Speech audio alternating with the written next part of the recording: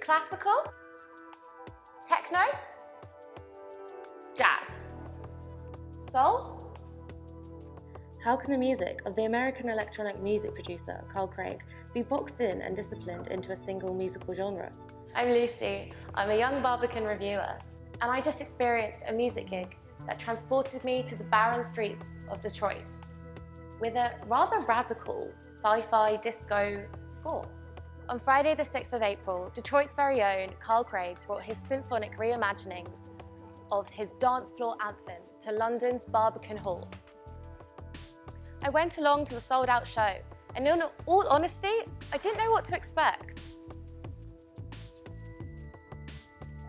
I knew that Carl Craig's Synthesizer ensemble took 10 years in the making, that he is often described as a creative visionary, an electronic music icon, a Grammy-nominated composer, a world-class DJ, and an ambassador for his native Detroit. But I didn't know his music personally, and I didn't quite understand how he would fuse classical music with his own. The evening was complete with a team of 4 keyboardists who were individually lit up like superheroes.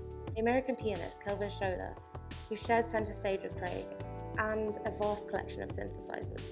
The ambitious project had the intention of creating a fresh and dynamic take on Craig's Techno discography, with the help from experimental pianist and composer Francesco Tristano, who also helped to adapt his tracks for orchestra for his album Verses. I couldn't quite decide whether Carl Craig was a superhero or a villain. He was dressed in all black, bar some red writing on his t-shirt, and a black fedora hat. This made his warm and witty comments in between songs all the more comic.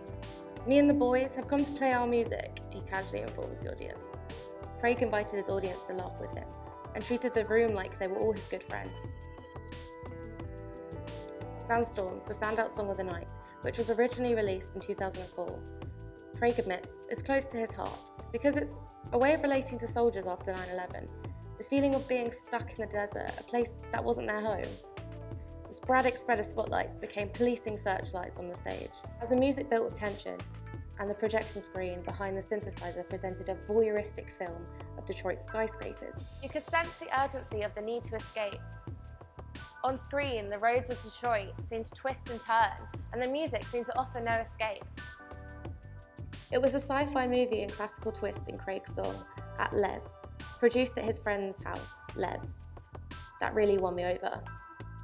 It made you feel invincible, but at the same time, the sounds of the grand piano made the electronic score more human. The screen behind the godfather of techno and Carl Craig's Synthesizer ensemble beautifully showed the empty streets of Detroit, surveying its mystery.